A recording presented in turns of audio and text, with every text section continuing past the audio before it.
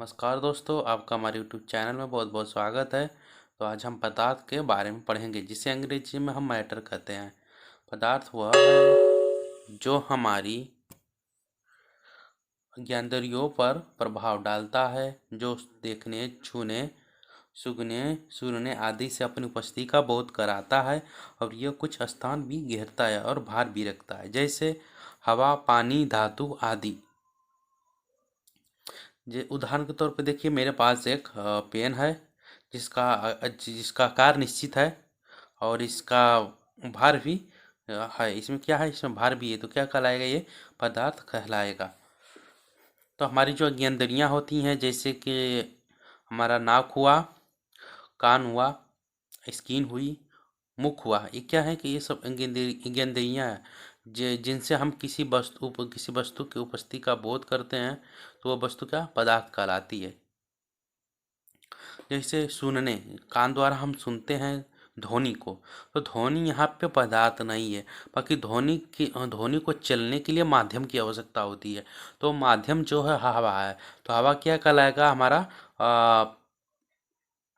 पदार्थ कहलाएगा। तो हम ध्वनि को सुन सकते हैं तो हवा के जरिए, नहीं तो हम ध्वनि को नहीं सुन सकते, तो क्या है, हवा हमारा पदार्थ कहलाएगा। और हमारी स्किन है, जिससे हम किसी वस्तु को छूकर, स्पर्श कर कर या उसका एहसास करते हैं। और दूसरी बात, जो हमारी देखने, आँख द्वारा किसी वस्तु को देखते हैं, तो क्या है, जिसे हम देख सकते हैं आँख द्वारा, तो वो क्या कहलाएगी, हम पदार्थ कहलाएगी। जिस वस्तु को हम आँख द्वारा देख सकेंगे, वह पदार्थ कहलाएगी। अब बात करते हैं पदार्थ की प्रमुख तीन अवस्था होती हैं। जो मुख्य तीन अवस्थाएं होती हैं पदार्थ की, तो पहली होती है ठोस, दूसरी द्रव और तीसरी गैस। आइए ठोस के बारे में पहले शुरुआत करते हैं ठोस से। ठोस पदार्थ की वह अवस्था है जिसमें उसका आयतन तथा आकार दोनों निश्चित होता है। इनके कणों के बीच लगने वाला बल बहुत प्रबल होते हैं। ठोस ठोस पदार्थ की वह अवस्था है जिसमें उसका आयतन तथा आकार दोनों निश्चित होता है। अब यहाँ पे मेरे पास एक पेन है। पेन क्या है, ठोस है, इसमें आकार तथा आयतन दोनों ही निश्चित है इसका। और उनके कणों के बीच जो जो लगने वाले बल होते हैं, वो अत्यधिक प्रबल होते हैं। अब ये द्रव के बारे में पढ़ते हैं।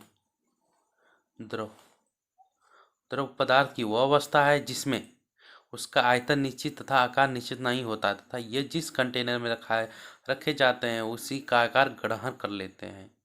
इन कणों के बीच लगने वाले बल ठोस की अपेक्षा कम होते हैं।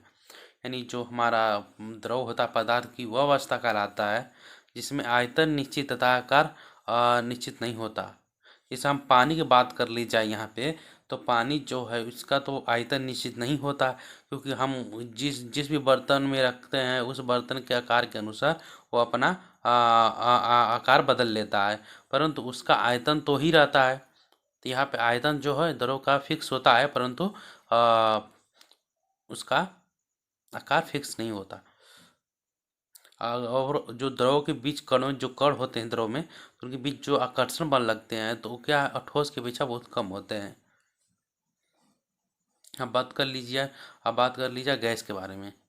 गैस गैस पदार्थ की वह अवस्था है इसमें घटक कणों के मध्य आकर्षण बल कार्य नहीं करते, जिससे यह कण स्वतंत्र रूप से गति करने के लिए मुक्त होते हैं। इनके आकार एवं आयतन निश्चित नहीं होते, और गैस का घनत्व ठोस तथा द्रव की अपेक्षा कम होता है।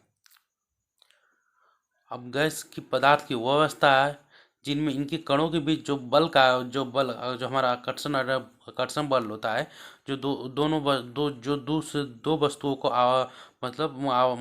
खींचता है, जो दो वस्तुओं को खींचता है, वह बल जो दो वस्तुओं को आकर्षित करता है, तो क्या कहलाता है, आकर्षण बल। तो यहाँ पे जो हमारे गैस के अणु होते हैं, तो जो गैस के कण होते हैं, तो कणों के बीच जो बल लगते हैं,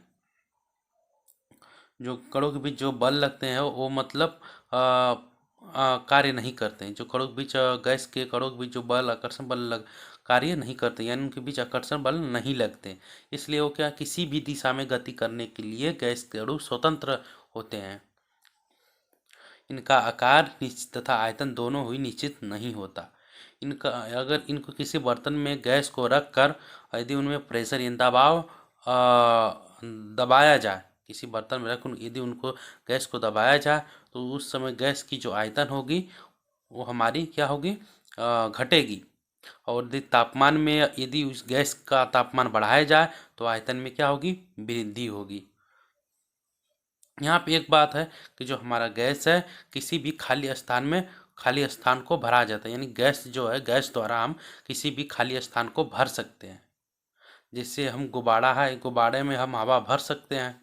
तो अब यहाँ पे जिससे कम पेट्रोल टंकी होती है जो बाइक में लगी होती है, कभी कभार चोट लगने से या किसी वजह से पिचक जाती है तो उसे हम हवा के ही माध्यम से यानी गैस के माध्यम से उसको हम फिर से उसी की अवस्था में जैसे पहले आकार था उसी के अवस्था पहले जो टंकी का पहला आकार था वो उस पहले पहले की अवस्था में ला सकते हैं, मतलब गैस के जरिए। तो गैस क्या किसी भी खाली स्थान को भरने के लिए भर सकता है, किसी भी खाली स्थान को भर सकता है गैस द्वारा भरा जा सकता है किसी भी खाली स्थान को। गैस का घनत्व जो है ठोस तथा द्रव की अपेक्षा बहुत कम होता है और गैस गैस की जिस बर्तन में रखा जाता है उसी बर्तन के आधार पर वो अपना आकार धारण कर लेता है। तो आज के लिए बस इतना ही, फिर अगले वीडियो मिलेंगे, तब तक के लिए धन्यवाद।